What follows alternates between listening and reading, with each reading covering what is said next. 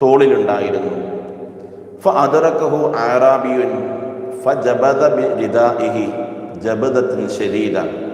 ഒരു അഅറാബിയായ മനുഷ്യൻ ഈ റസൂൽ സല്ലല്ലാഹു അലൈഹി വസല്ലമയെ കാണുകയും അള്ളാഹുവിൻ്റെ റസൂലിനെ പിന്നിലൂടെ ചെന്നിട്ട് ഈ പുതപ്പിന് ഒരു ഒറ്റ വലി വലിക്കുകയും ചെയ്തു. ഖാല അനസ് റളിയല്ലാഹു അൻഹു പറയാണ്, ഫനളർതു ഇലാ സഫഹത്തിൻ ആതിഖിൻ നബി സല്ലല്ലാഹു അലൈഹി വസല്ലം വഖദ് അസറ ബിഹാ ഹാശിയത്തു റിദാഇ മിൻ ശിദ്ദതി ജബ്ദതിഹി.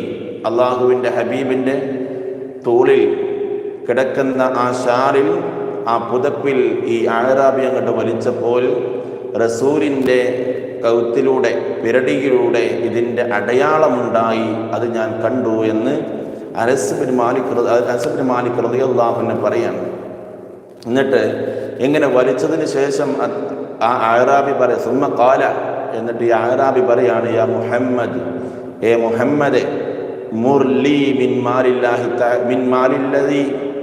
മാലില്ലാഹില്ലദീ ഇൻദക, നിന്റെ അടുക്കൽ അള്ളാഹുവിൻ്റെ സ്വത്ത്, നിന്റെ അടുക്കലുള്ള അള്ളാഹുവിൻ്റെ സമ്പത്ത്, അതിൽ നിന്ന് എനിക്ക് നീ ദാനം തരാൻ വേണ്ടി കൽപ്പിക്കണമെന്ന് അള്ളാഹുവിൻ്റെ ഹബീബ് സല്ലല്ലാഹു അലൈഹി വസല്ലമയോട് തങ്ങൾ പറയാറ്.